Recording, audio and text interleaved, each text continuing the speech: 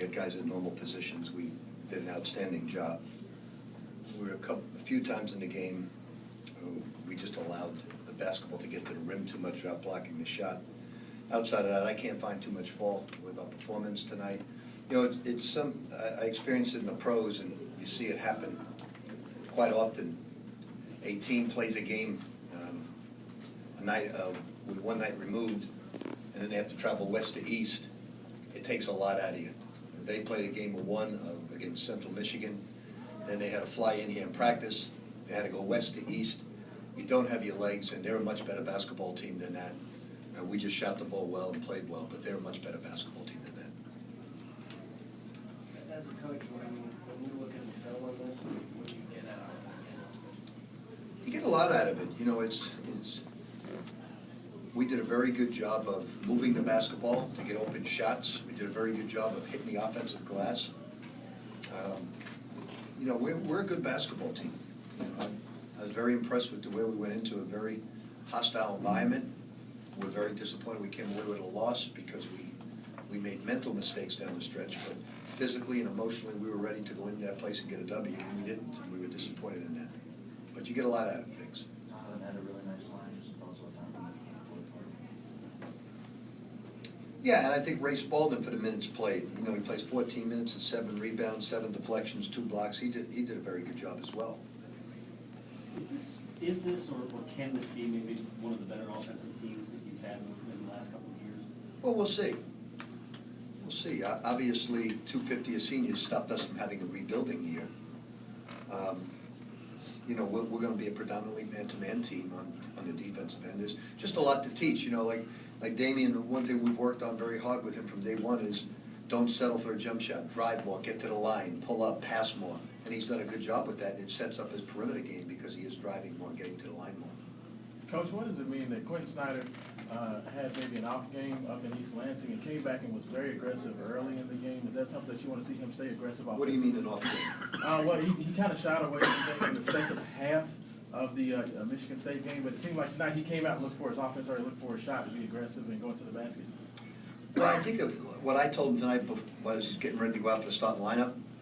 I said, if you miss a shot, don't stop shooting. That was my message to him as he's walking up and starting the lineup.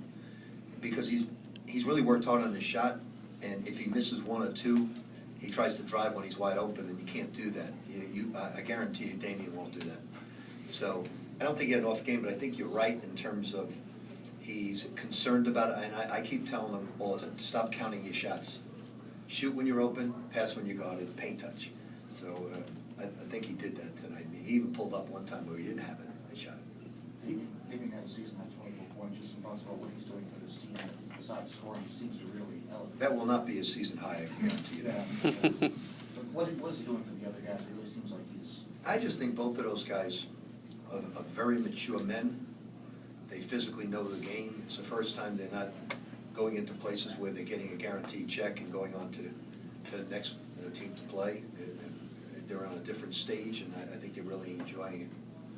With Q, he's up to, I think it's like 199 minutes. Say it again, I'm sorry. Q, he's Yep. 199 minutes this year, 7 turnovers so far, which is a pretty good rate. I mean, what do you attribute him being efficient? He's a really good basketball player. You know, if I had a Christmas wish, I wish that Louisville would have more talented players like Ray Spalding and Quentin Snyder. You know, because it's the old days. Remember, Louisville lived off of players from this area. So, you know, the more we can get players like that, then both of these guys are outstanding. Hugh's a terrific basketball player, and he's going to be a 4-year guard for us.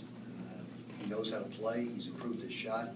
He's a tough kid, and Ray's going to be terrific someday. There was a couple moments during the game today where Quentin was kind of barking out things and getting guys in the right places. How much has he grown maybe in that role since maybe this time last year? I think he's grown. I'm glad you noticed that, because he's a smart basketball player. You know, he really understands the game, really has knowledge of the game, has a good floater in the lane, willing to pass. So, you know, the more he steps up and is a leader like that, the more better. Like next year, he's got to be the leader on the team. Is there more ball movement and passing this year and less dribbling than there was last year? Without question. I mean, that's been the point of emphasis from day one. We're trying to make, before we get into anything, 4 passes in the span of 5 seconds so we can go downhill. And that's why I think it's pleasing to all of us what you're seeing out there. Where before we dribble, held, and, you know, we had taken away from anybody, but this team is, we've set a pattern of it. The ball's gonna be moved, and we're gonna make the defense move so we can go downhill, and that's why we're having so much success. And then, on top of it, we're making shots. Is it just this group that's kind of behind that, or have you? This really group just, no, we've always emphasized it, but sometimes guys, you know, watch too much NBA TV. What film I are wish you, they'd watch San Antonio more. what film are you showing them, pro or college, to emphasize that ball movement? We're not, we're just working on it each day. You know, sometimes we'll say, let's make 4 passes and 5, so let's make 5 passes. Let's get 2 reversals before we even think about it. And, you know, we still have 21, 22 seconds that we've on the clock and we've made 4 or 5 passes. It's fun to see. It's fun to see, watch that. And, you know, sometimes you can say, well, the competition, but we did it against Michigan State.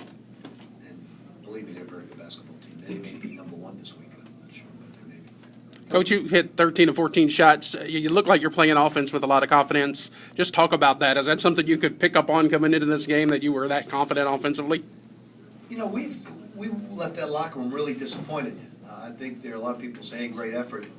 And, you know, great effort to us is something that we understand that's a given.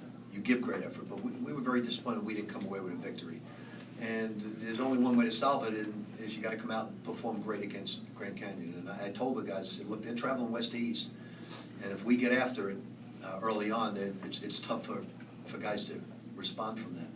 Coach, how special is that? Because you're 7 games in, and the effort level at the beginning of every game so far this year has been on point, regardless of whether it's Michigan State, Grand Canyon, whoever. How special is that? You know, I think you guys see it with young people today, that I think the most difficult thing to instill is not ball movement, not defense. The most difficult thing to instill is humility in people. And this is a team with very little ego. So they just listen and they move it and they have fun. This is, like I've said from day one, you know, I kept telling them how remarkable they are as young men. This is something I probably won't experience again.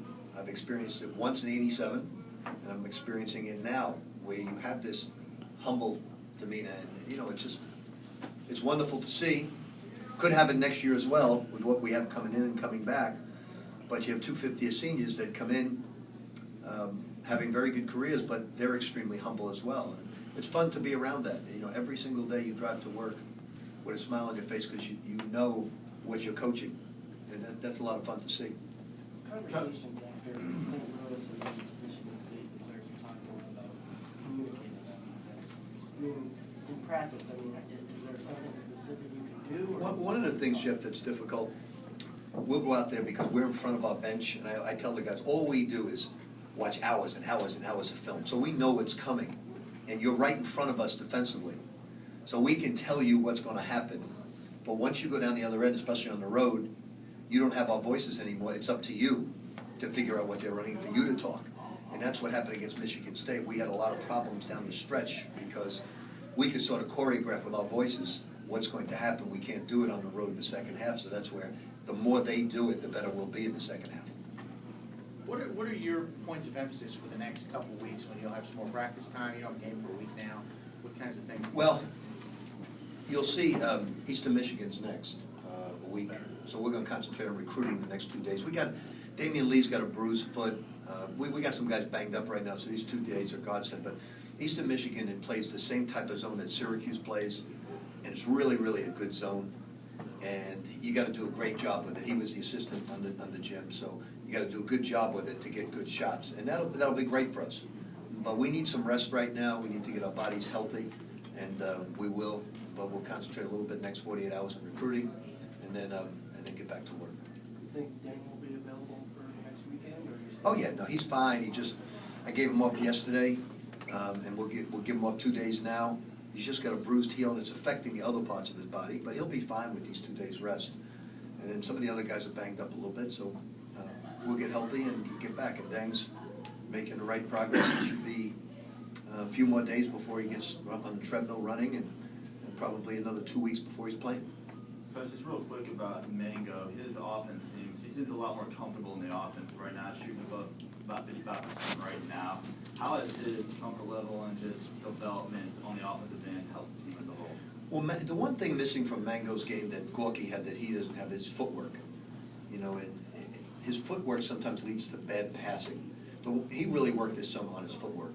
That catching the ball at the elbow and making good offensive moves and reversing, he's gotten very good at that. The last thing for him now is his passing. He's got to improve his passing. Jalen and Mango have to improve that. But he has come a long way with his footwork. He's getting better and better. Okay. Thanks.